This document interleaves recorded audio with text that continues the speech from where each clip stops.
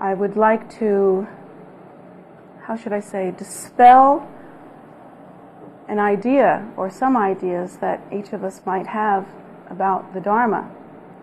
I have maintained that the Dharma has received what you would call a bum rap in this country, and that's because of our limited understanding.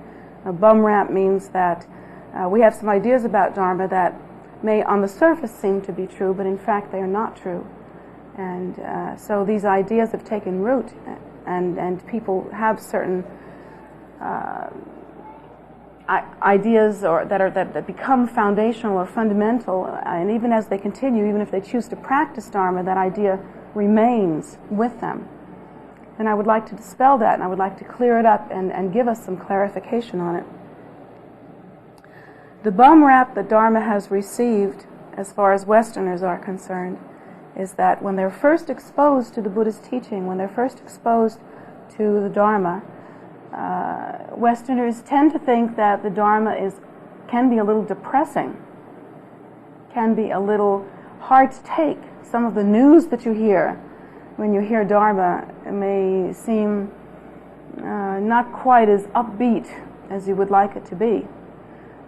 This is complicated by the fact that Western religion, and particularly the more recent flavor of Western religion, and particularly I'm referring to Christianity, is that Christianity is branded as being good news, in the sense that one hears that if one were to, in a joyful way, accept Jesus as one's Savior, then immediately things are much better. Dharma is not practiced in that way, and we don't have the same ideas. In fact, it's hard for kids when they first come to the temple. They don't really know what they're supposed to do. So when we first hear about Dharma, we have a different flavor for what we are hearing. We're not really told, first of all, that it's very simple.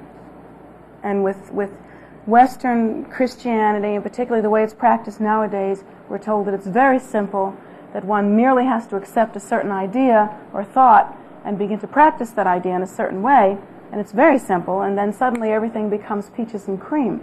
You never hear that with Dharma. You never hear that with Dharma. Dharma is heavier in a sense. It's meatier. It's more serious. An analogy would be like this. If you were trying to walk through a room to get from one doorway in the room to another doorway, the flavor of Christianity as is practiced today would be to say to the person by clapping them on the back, hey, don't worry, you're going to get through the room, everything's going to be fine, just think positive, or just think a certain way, or just think that salvation is at hand, and everything's fine, you're going to get through that room. Just, do a couple of small things and maybe everything will be all right. Now, Dharma is not presented in that way. Dharma is presented very differently. The way that we present Dharma is to say, well, now you're going to cross a room. In that room are many, many, many obstacles. And so you really have to be careful. And what you ought to do is really learn before you cross the room about the obstacles. You ought to really try to understand what they are. Really try to get a good view, a good solid understanding as to where those obstacles are. And we think first of all, and second of all, that you should turn on the light. We think you should turn on the light and you should open your eyes and you should really have an understanding that you are in fact crossing the room and you are moving through the room and you must get around the furniture and you should try not to fall and that it's a little tricky finding the door on the other side, but look, we're going to help you and just really go there and try to get in. And so Dharma is presented more like that. So when you first meet the Dharma, if your view is very limited, you might say, gee, what I'd really rather hear is everything's just going to be all right. And it's really simple and really easy. Instead, you hear something like, this is tricky. I have to tell you, this is tricky, but you can do it. You can get through that room. You can turn on the light. You can get past the obstacles. There are things that you must do. You have to keep your eyes open. That's the big point in Dharma. You have to keep your eyes open and really practice and really get it right. But you can get through that room, and here's the technology. And you're actually given a solid technology, kind of like a map, how to get through that room. So initially, the feeling that you may have from that bit of information is a kind of tension, like, whoa, I really have to work at this. This takes something. I really have to do something here. And so one has to stop, and in a sense it's a little shocking, you know, if you're used to hearing good news or just some sort of blanket statement in a very lightweight way about how wonderful religion is, or some spiritual idea that's very easy to swallow or sugar-coated in some way. If that's what you're used to, then when you first hear the ideas that Dharma presents, you might be shocked, kind of, and you might think, gee, that's kind of depressing. I'd rather hear that all I have to do is say a few prayers and everything's going to be all right. I'd rather hear that if I could say so many of one kind of prayer and several of another, that I'll certainly get into heaven. Or I'd rather hear that if I accept a certain idea or accept a certain savior or something like that, then all I have to do is do that and then everything's going to be all right. Well, yeah, so would I, frankly. I'd rather that too. But the problem is, I still, and you still, have to get through that room. So that means you still have to learn how to get through the room without knocking yourself over, falling over anything, bumping into walls. And the best way to get through a room that you're unfamiliar with, the best way to understand how to make your move, how to make your journey, is with your eyes open, and it is with having a technology that you can actually use. Technology of meditation, of right view, of right conduct, of correct absorption, of pure activity. These kinds of technologies one needs to have. One needs to accumulate knowledge, one needs to accumulate wisdom in order to get through that room. And symbolically you would say, or the analogy rather to that would be like being able to turn on the light rather than walking through the room with your eyes closed, not knowing what's in there. I think that we all wish that it would be easy, and I think that some of the ideas that are really popular in this day and age, sort of the kind of new age kind of ideas that are out now, are very appealing to some of us. We have ideas that if we simply think positive, everything will be all right. We have ideas that if we maintain a certain ambiance of joyfulness, that somehow that joyfulness will really sink in and be real. We have this idea that if we simply act in a certain way, conduct ourselves in a certain way mentally, that somehow that mental attitude that we adapt will be a profound inner reality. The problem with that kind of idea, the idea that is popular nowadays, is that at some point we're going to become disappointed. And for those of us that have tried to proceed in that manner, I guarantee you, if you've done that for any length of time, you will have become disappointed. It's a little pie in the sky, it's a little too simple, and it doesn't quite work. It's very difficult to keep a positive attitude all the time, because that keeping of a positive attitude all the time is actually a neurotic process. Why is it neurotic? Look around you. In this world we have intense suffering. Even in this world, only in this world, and the Buddha tells us that there are many worlds. We have intense suffering, horrible suffering. There is intense poverty.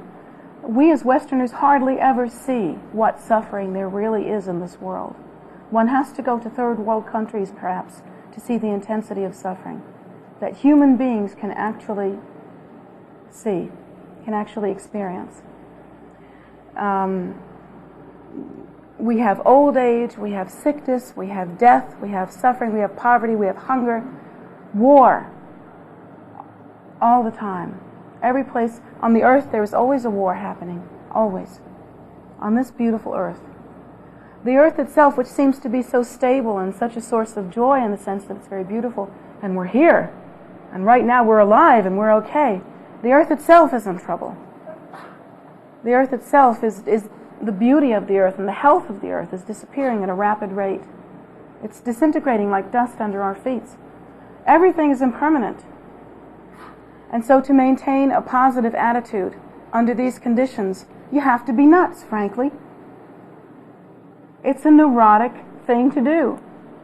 It isn't quite right. And you can't spend the rest of your life faking it. It just won't fly. If you spend the rest of your life faking it, you simply increase your neuroses and the division within your mind. And at some point, a hurt or a pain or a kind of cynicism comes forth. The Buddhist teaching does not recommend that kind of thing. The Buddhist teaching recommends something more like practicing and really practicing soundly and effectively and well, but practicing with one's eyes open. Practicing with the eyes open means that you look and you see that samsara is faulted. Samsara means cyclic existence, the world of death and rebirth, the continual cycle of death and rebirth. The Buddha teaches us that cyclic existence is faulted, and that the first step in our liberation is to actually see the faults of cyclic existence. The first things that we do in practicing the Buddhist teachings are sad things. Did you know that? They can be kind of sad, and one can actually feel a sense of grief. Because in order to effectively practice the Buddhist teachings, we have to look at the faults of cyclic existence. Even when we're young and vital and beautiful and healthy, we have to look at the fact that our death is imminent. That even when we are young and vital and beautiful, we could die now. There's no guarantee that you'll live to see the next day. None. And even if we live to be quite old, I'm 42 years old now, and as a person who is 42, I'm half done, and I can hardly believe it. I can hardly believe it. It always seems unfair, doesn't it? Just when you think you've got some sense and you feel like you're really capable of living your life effectively and making some decisions, you find out that you're half through or more. And so even if you live to be very old, cyclic existence is disappointing and it is faulted. And the other thing about cyclic existence is this: cause and effect are actually true and they actually exist. That if one allows oneself to live in an undisciplined way, having hatred, greed, and ignorance in one's mind, one will produce an unfortunate and unhappy rebirth. This is what the Buddha teaches. And even if one engages in simply ignorance, and ignorance means you don't know any better, such as in the case of an animal, like a dog, for instance. A dog is innocent, it seems, doesn't it? Doesn't it seem like a dog is innocent? How can you fault a dog for being a dog? Dog doesn't know any better. If I let my dog in this room, she'd tear it apart. She'd pull the books down from the shelf and she'd chew them up, and pretty soon she'd have the whole place dismantled. And she would have done something really unfortunate. She would have engaged in some non-virtuous conduct. And in her ignorance, she would never have known it. And that's the fault of cyclic existence. That in our ignorance, we can engage in behavior that causes us future suffering. We do it all the time. Anytime that we are angry, anytime that we are jealous, anytime that we are competitive, anytime that we want what's not ours, anytime that we are antagonistic in any way, anytime that we are not kind and not helpful, in our ignorance, we are creating the causes for future unhappiness. And that is the fault of cyclic existence, is that we can't see it. Why can't we see it? Because we only have a memory since the time of our birth, actually later than that. We have no real memory of our previous incarnations. We don't know what created the conditions that we're living under now. Do you have a wart on your nose, or do you have a hump in your back, or are you poor, or are you basically unhappy? Is it hard for you to stay happy? Do you have trouble with relationships? What's the problem here? Whatever it is, you don't know the cause of it.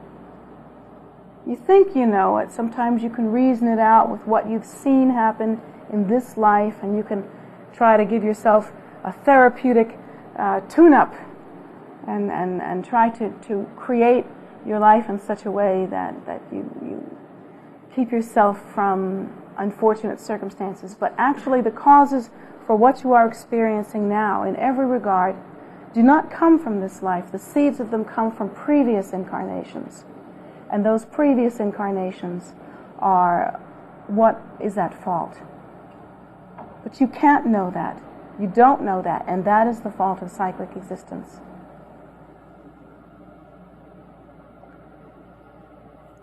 That being the case, looking at that and seeing that is difficult to do, isn't it? It's difficult to see that cyclic existence is so laced with suffering, that suffering is so all-pervasive. Well, does that tell you that in the Buddha Dharma we want you to be unhappy? Not at all. And here's where the bum rap comes. That isn't the case at all. The whole goal of the Dharma, the whole goal of the Buddha's teaching is to attain the state beyond suffering.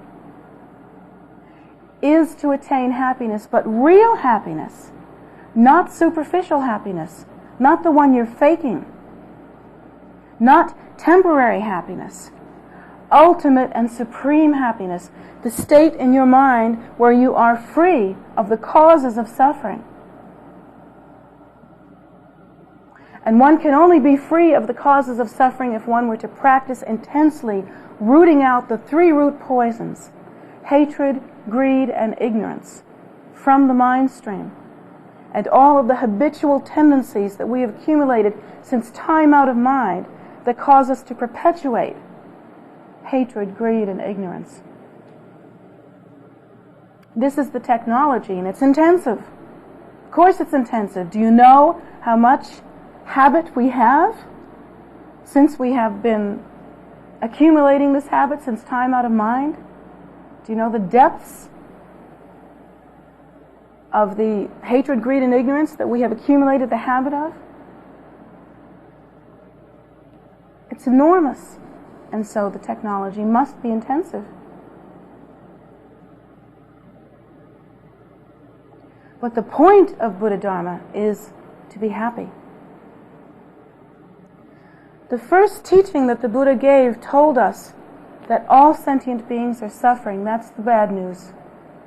And that they have something in common. They all wish to be happy. That's the one thing we all have in common.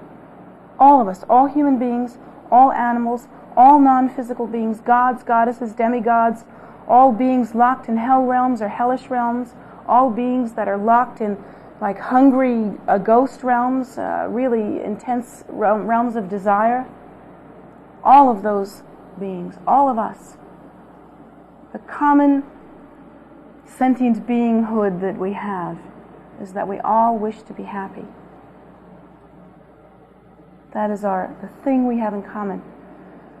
And the other thing that the Buddha taught us, which is the best news of all, is that there is an end to suffering. Nothing but such an intensive practice, such an intensive technology can actually promise an end to suffering. Because one has to have the technology for that. It can't be simply thought about. In order for suffering to actually end, one must accomplish. And then the Buddha went on to teach us the method for the end of suffering. He taught us the Eightfold Path. But in the Vajrayana point of view, the Eightfold Path is condensed into two accumulations. These two accumulations are the accumulation of wisdom, which is the accumulation of the awareness of the primordial empty state, and the accumulation of knowledge, which is the accumulation of all of the understanding of all cause and effect relationships that occur in samsara, and all cause and effect relationships that bring about the cessation of suffering or bring about realization. So those are the two accumulations that one must accomplish in order to actually achieve the realization or the awakening of the Buddha nature.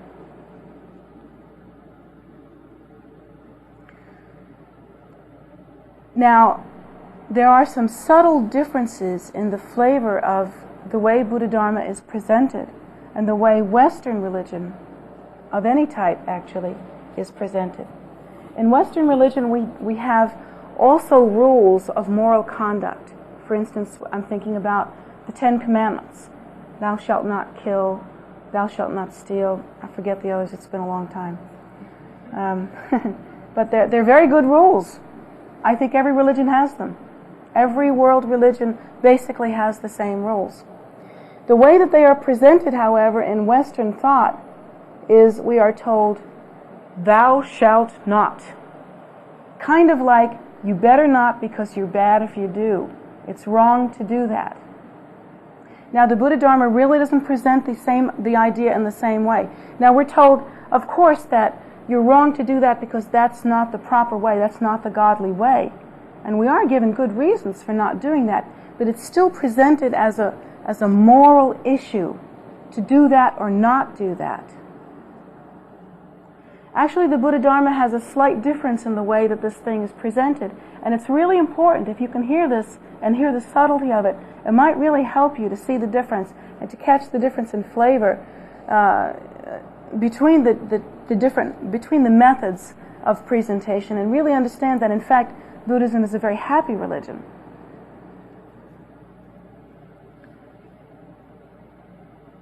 In Buddhism, we are also taught not to do certain things. We are taught that there are heinous crimes and semi-heinous crimes and minimal crimes, and there are things that you absolutely should never do, not even at the cost of your own life, and there are things that you ought to do, and actually because of the way of the mind state and the particular cultural flavor in which the Buddhist teaching first appeared, often the Buddhist teaching appears like a series of grocery lists.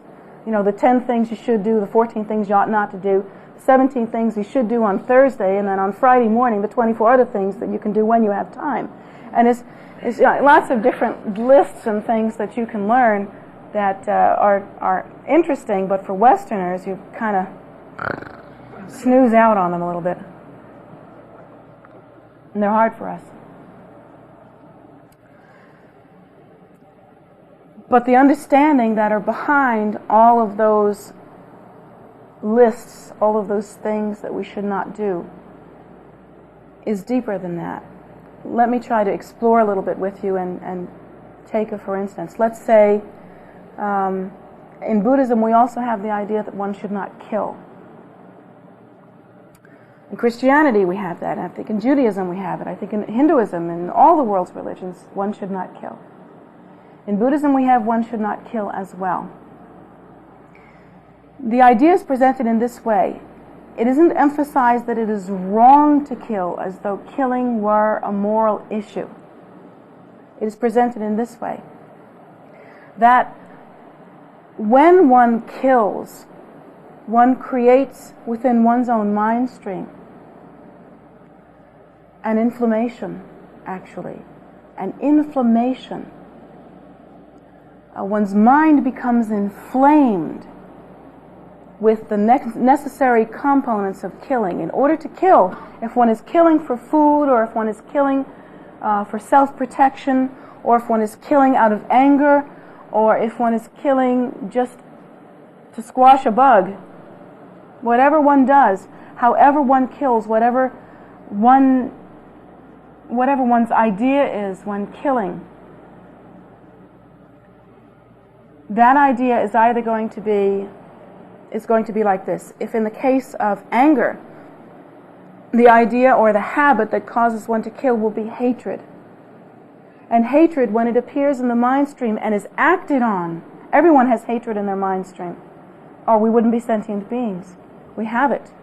If you feel anger, if you've ever felt anger in your life, there is hatred in your mind stream. So we all have that. But to take that hatred and to embellish it, to bring it into material existence, to actually act on it in such a way as to kill somebody, causes the hatred in one's mind stream to ripen even more deeply, causes the hatred to become inflamed and to fester and to actually become like a severe inflammation, and then it's hot and feverish within the mind stream, and the hatred is not solved. For instance, if you hate somebody, and in the hatred you have the idea that if you kill them, the problem will be gone, or if you beat them up, the problem will be gone, the problem will be solved. That idea is erroneous. In fact, if you beat them up or if you kill them, the hatred increases, because the habit of hatred is satisfied and the inflammation increases, and that's why you should not kill. Sentient beings are born and die, and they born and die, and they're born and they die. To die and be reborn is no big deal. You've been doing it for a long time. To see someone else die and be reborn is no big deal. I mean, everybody's so excited because they think that maybe they were reincarnated before. Big deal. If that's your main claim to fame, you better think of something else. Because it's not that much of a, it's not that big of a deal. We've all done this. But the tragedy is that if you were to kill someone, the hatred and the anguish that you would produce within your mind stream and the habit would be increased, so that you would probably likely again kill. That is the tragedy, and that is why one should not kill. In order to, one instead should develop the habit of cherishing all sentient beings, that habit of compassion, that habit of viewing all life as being precious, because it is precious. That we are born and die and are born and die again and again and again doesn't make us less precious. It shouldn't be taken lightly simply because that has happened. But what we must do, what we have to do, is to develop the habit of seeing the preciousness of all life, of practicing kindness, of practicing generosity. And so we have to decrease the inflammation of hatred. And so the Buddha teaches us that one does that by practicing generosity rather than by practicing the hatred of killing or hurting another. We renounce that. We pull ourselves away from that. And the thing that's different about the Buddha Dharma also is that when you find hatred in your mind stream, you don't get on a guilt trip about it. We don't have guilt like that. We do have confession. If one finds hatred in one's mind stream, one visualizes the Buddha or Guru Rinpoche or one's own root guru in front of oneself and confesses that hatred and I have this hatred and I see that this is in my mind stream and I wish to renounce it and I offer it and I wish to instead feel only compassion. And so one confesses it in that way, but one does not go around feeling guilty. We don't have guilt. It isn't fashionable in our religion. Because it's pointless. Because then you have the habit of guilt. You see? And that's not a better habit. So the confession is done simply to kind of cut the thing out and have a way or a method of offering it up, giving it out, putting it away, cutting it off at the root. If instead of engaging in the hatred, you engage in the confession, you are cutting the inflammation off at the root. And you are decreasing the habit of hatred and increasing the habit of love. And that's the point. In the same way with coveting your neighbor's goods or your neighbor's wife or whatever it is. In Christianity, that's something in the Ten Commandments. Well, we have those ideas in the Buddha Dharma too, and they're in all world religions, I believe. At least all that I've heard of. That one should not have desire for other people's things. In fact, in the Buddha Dharma it goes further in that one should think, someone told me today that they like my coral mala, so I'll give it to them. Or maybe if I won't give it to them, I'll make prayers that they have 10 coral malas. Or if you see that someone has a nice new Cadillac, you think to yourself, I'd like to have that Cadillac. No, that's not what we do in Buddha Dharma. We think, I wish they had 10 Cadillacs. I wish they had 100 Cadillacs. I wish they had so many Cadillacs they didn't have enough days to drive them all. That's kind of what you think in the Buddha Dharma. You think like that. And why do you do that? Not because you're a bad person if you want someone else's things. Now you see people that consider themselves spiritual people walking around going, oh no, I really don't want anything. I'm really a simple person. To which I say, baloney. And also, stop faking it. It doesn't work. It doesn't work, and it's not flattering to you. You look silly doing it. Thank you. So we all have desire, and we all have greed. We all have those things. We have those feelings. But the point in the technology that we are given in the Buddha Dharma is to not increase the habit of them. So if we really live in a poor home and we wish we had a beautiful home, and we drive by beautiful homes and we see beautiful homes and we think, gee, I wish I lived in a place like that, then you think, oh yeah, maybe you can think to yourself, oh yeah, that's me desiring something again. I can see the fault of that kind of desire, because that kind of desire doesn't produce any real happiness. So I think I'll do instead what the Buddha taught me to do, which is to try to be as generous as possible to all sentient beings. And so we practice generosity instead of practicing desire. And in that way, the inflammation of desire doesn't increase, but the habit of generosity and kindness does increase. So you accept yourself. Yes, it's true, you do want to live in a big house. Yes, it's true, you do have desire. But what's more true about you, and what is increasing every day, moment by moment, is that you are growing in kindness, growing in generosity, and in fact you are unveiling your true nature, which is the Buddha nature, which is the very essence of kindness and generosity. Now each of us also experiences lust. Each of us experiences desire, sexual desire, all kinds of desire. It's not only sexual desire, but it's desire for objects, material desire, emotional desire, desire for power, lust for money. Lust is so much a part of us. It's a big part of our culture. Isn't that true? In fact, lust is recommended in our culture. Isn't that true? I mean, you can't go to buy a car without seeing a picture of a girl in a bikini, can you? Or some kind of outfit where it's going to make you think that if you buy the car, you'll get the girl. Which actually, as a woman, I kind of resent that, because I don't know what we're supposed to think of. But anyway, you don't exactly see like bodybuilders standing on the sides of cars going, buy this car and you'll have me. It's kind of biased, isn't it? But anyway, being a woman, I can speak about this more freely. In our society, lust is highly recommended, and it's developed in us. There are people who are involved in creating the trends in our culture, the advertisements in our culture, the things that make our culture fly in terms of material goods and what becomes fashionable and such as that. And they play on our lust, they increase our lust, and they actually go on campaigns to try to make sure that our lust continues. So it's quite the thing here, and we are steeped in it. We are steeped in it. We all have it. And we all have strong sexual desires. It's part of our biological heritage. It's part of our makeup. But more than that, and this is the real reason behind all of that biology, it is the habit of our mind. It has been the habit of our mind since time out of mind. There is not a time when we as sentient beings did not feel lust. Each of us deal with lust in different ways. Some of us let lust rule our lives. Some of us let lust make our decisions for us. In fact, most of us do that. In some cases, we hide our lust. In some cases, we practice our lust in secret. In some places, we think of lust as an okay thing and try to celebrate it in a certain way.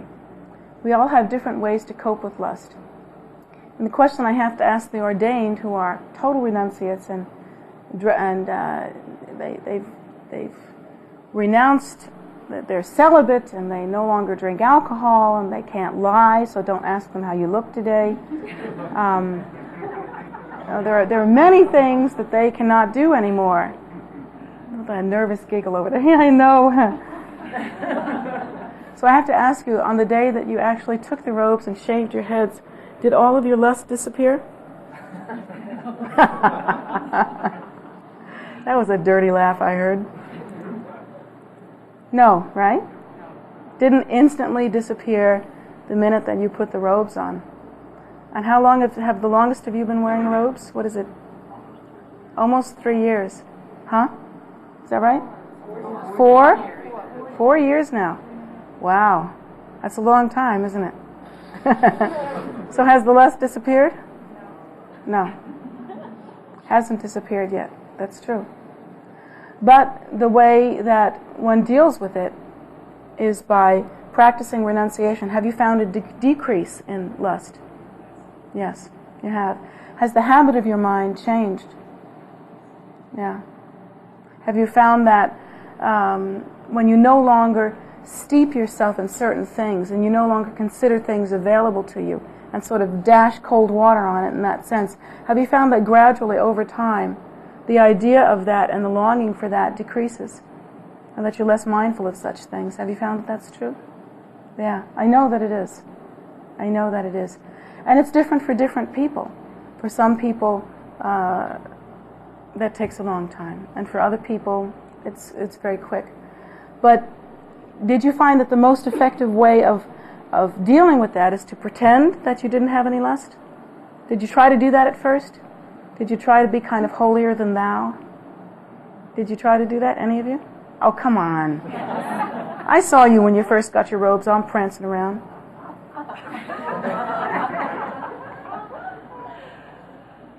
It didn't really work, did it? Did it? What worked is actually practicing the technology and really renouncing over a long time.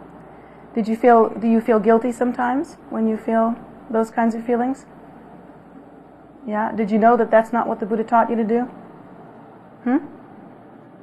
The Buddha taught you to know that that is one of the faults of cyclic existence, and actually when you feel lust or when you feel desire, you should be grateful for it. You know why? Because it gives you an opportunity to see the faults of cyclic existence, and that here in cyclic existence you cannot escape it totally. And then you can meditate on the thoughts that turn the mind, and you can really see the faults of cyclic existence and diminish the habit of that lust by meditating on that.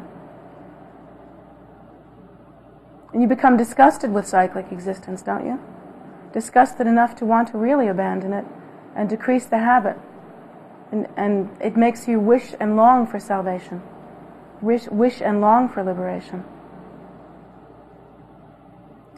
Actually, what's happening to you is that as you practice not increasing your habit of lust, not increasing your habit of hatred, not increasing your habit and inflammation of greed and ignorance, as you do not increase the inflammation of that and the habit of that, the purity of your mind is beginning to emerge. And as the purity of your mind emerges, you long for liberation. You long for nothing else. That longing is the longing that actually brings you to the door of liberation, and is that longing that you rely on at the time of your death in order to achieve some result. That's devotion. That longing for liberation is devotion. So you should never feel guilty for being a human being. You should never feel guilty, and you should never feel like it's wrong to be like that. You never think of it as a moral issue. You think that finally you're loving yourself and you're being kind to yourself in a way that no one has ever been to you. And you are guiding yourself in such a way as to not increase your suffering, not increase your habit, to not make the inflammation worse. It's like having a terrible inflammation, hot red inflammation, and instead you're putting a cool cloth on it. A cool and soothing balm on it. You understand what I'm saying? So the more that you practice your renunciation, the more that you are loving yourself. So it's a beautiful way to live. A beautiful way to live. So you should be kind to yourself in that way. And in that way you can understand that Buddhism is a very happy religion. the lamas that I have seen that have really accomplished the Buddha Dharma, that have really practiced it in such a way as to really make some real progress. These lamas are, I've never seen a really unhappy lama. I've never seen one that's unhappy, an unhappy teacher. And the monks and nuns that I've seen practicing in the monasteries, the ones that are practicing for some time, they're content. They attain happiness. And it is because they have nurtured themselves, taken care of themselves, and brought themselves through this intense suffering, through the pointedness and single-mindedness of their practice. And that's a really important way to view the Buddha Dharma. It is a happy religion. Truly, it is a happy religion. For myself, I feel that I was born in Brooklyn, New York, half Italian, half Jewish. So I'm a very worldly woman. And even though I'm in the position that I'm in, even though my teachers have recognized me and enthroned me in the way that they have, I'm a Westerner. I'm an American woman. And they have requested me to maintain as I am, as a lay woman, not as a nun, in order to teach American people. And so I'm doing that. I'm glad to do that. And I'm a worldly woman. I think like a worldly woman. I'm extremely practical. Those of you that really know me know that I'm an extremely practical person. And that's why I recognize the happiness and the value of the Buddhist teaching. Because it doesn't just give me some sugar-coated pill and say, here, take this, you might feel better.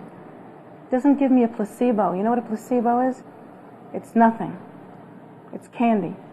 It doesn't give me a placebo. It doesn't give me something fake or false. The Buddha Dharma arms me, as it does you, with all of the necessary weapons. When I say weapons, I don't mean combative or fierce weapons. I mean Vajra weapons. Sword of wisdom. The three-pointed trident that roots out hatred, greed, and ignorance. These Vajra weapons, and there are so many of them that are depicted in the pictures of the Buddhas and Bodhisattvas and make them look so fierce. These Vajra weapons are the ones that cut through. I am armed with them. I am given the way to meditate so that I increase my wisdom and I am able to attain an awareness of the primordial empty state. I am armed with the carved blade so that I can cut off the attachment to cyclic existence. I am armed with the weapons that make it absolutely possible for me to cut off the distinction and the awareness in my mind and the attachment and the hope and fear that result with a fixation on what is clean and what is dirty and what is high and what is low and what is pure and what is impure. I am armed with that kind of capability through practicing the Buddha Dharma, so as to be able to have my mind abide spontaneously in the luminous primordial view and not be attached to the depths of samsara. These are the things that I am actually armed with through meditation, through right conduct, through acts of generosity, through prayer, through confession, through making offering, through teaching, through praying. I mentioned praying already, didn't I? Through all these different methods, through studying, I am able to actually accomplish. And it is as though I were trying to make my way through a dark room in which there were many things that I must get over, under, around, or through. Samsara is like that. And we must be armed. We must open our eyes and see the faults of it, see the obstacles, see the things in the room. We must turn on the light. We must be able to practice so that we can actually negotiate our way through. It isn't enough to think positive with your eyes closed. You won't get through the room that way without stumbling. And so being the practical woman that I am and being the worldly person that I am, in my mind, the Buddha Dharma is the happiest of teachings because it actually gives us the method.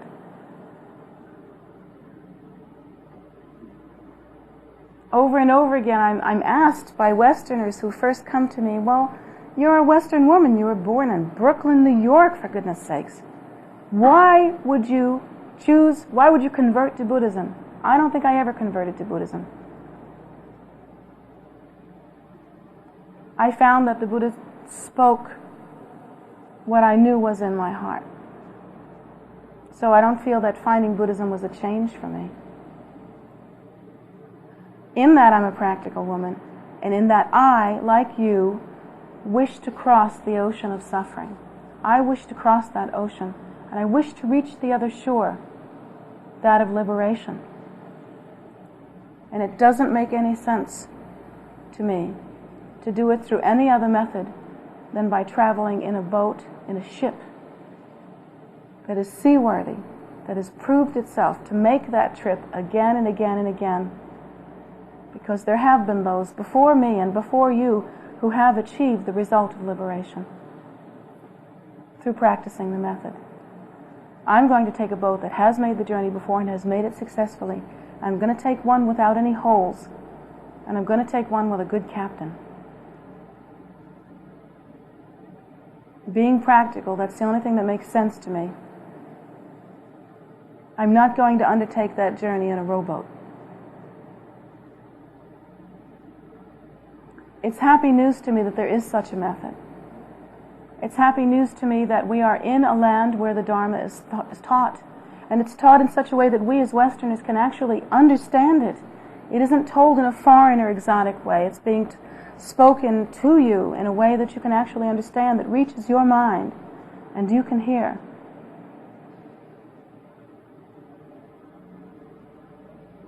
And you can continue. You don't have to stop here just coming to Sunday morning teachings, which are meant for a general audience. You can continue by engaging in the accumulation of different mantras and practices, and you should ask about those as to what you can do. You can begin to engage in preliminary practice and begin to accomplish ngundro, which is preliminary practice. There are many different things that you can do to begin to move along the path and actually engage in this most excellent technology. That's the good news, and it's happy. It's happy. Remember, the Buddha taught, yes, samsara is pervaded with suffering. Yes, we all wish to be free of suffering. We all wish to be happy. But the Buddha also taught some remarkable bit of news, and that bit of news is that there is an end of suffering. There is a cessation of suffering. And that end of suffering is called enlightenment. And it is attainable. And one should practice. So thank you very much for hearing this information, and I really hope that the way that you hear this is to understand that there's something remarkable and miraculous about all this.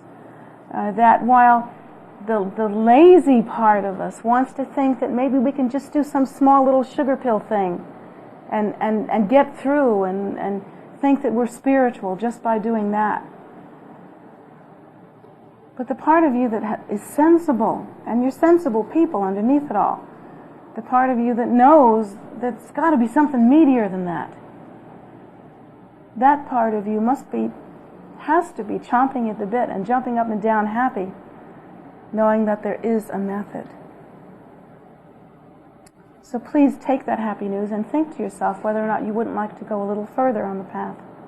And for those of you that are already on the path and have actually taken the method as your heart practice, you should think for yourself whether or not it isn't time to really bite the big one, to really go for it, to really engage in practice in a more intensive way, to practice kindness as though your life depended on it, to really accomplish, to really make the practice your very heart treasure, so that your whole life becomes the very embodiment of the method and a display of the way.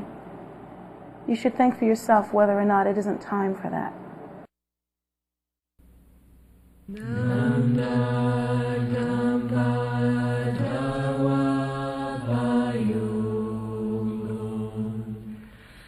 Yahweh